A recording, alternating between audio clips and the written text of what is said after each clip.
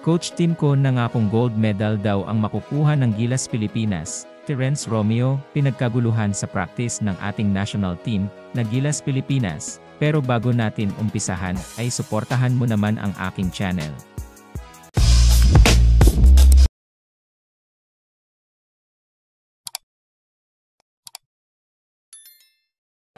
Napakaganda nga daw ng lineup ngayon ng ating national team na Gilas Pilipinas.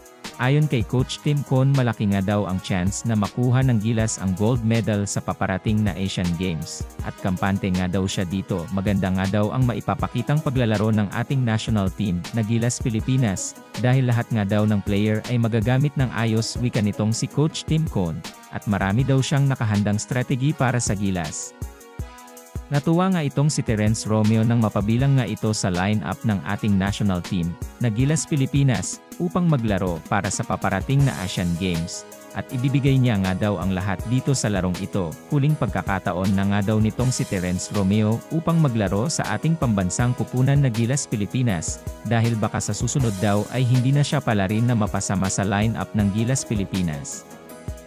Pinagkabuluhan nga itong si Terence Romeo sa unang practice ng ating national team na Gilas Pilipinas, at marami nga ang nabigla dito dahil sa bago nitong itsura. Hindi nga agad ito nakilala ng mga Gilas fans na nanonood sa practice. At dito naman sa Gilas Women's Basketball Division ay isang player nga ang nakikitaan ng malaking potential dahil sa lakas nitong maglaro ng basketball.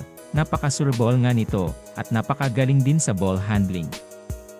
Marami nga ang bumilib dito sa player na ito ng Gilas Women's Basketball Division, dahil napakaganda nga daw nito, at napakagaling din nitong maglaro ng basketball.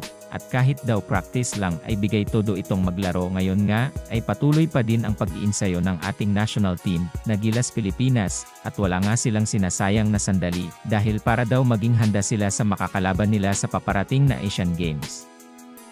Sa tingin niyo mga kaibigan, malaki ba talaga ang chance na makakuha ang ating national team na Gilas Pilipinas ng gold medal sa paparating na Asian Games, o mapapagaya lang ito sa nangyari sa FIBA? Paki-comment naman ng inyong opinyon. Sana nga ay magtagumpay itong si Kabayan kay Soto na masungkit ang kanyang matagal na niyang pangarap na maging isang NBA player. Patuloy nga nating siyang suportahan sa kanyang mga paparating na laban.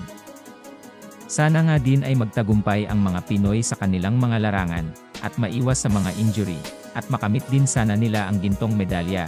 Proud na proud kami sa inyo. Patuloy nga nating suportahan ang mga kababayan nating naglalaro ngayon sa iba't ibang dako ng bansa.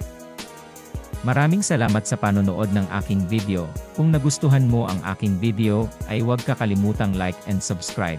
At huwag mo na din kakalimutang pindutin ang notification button upang updated ka sa aking mga video.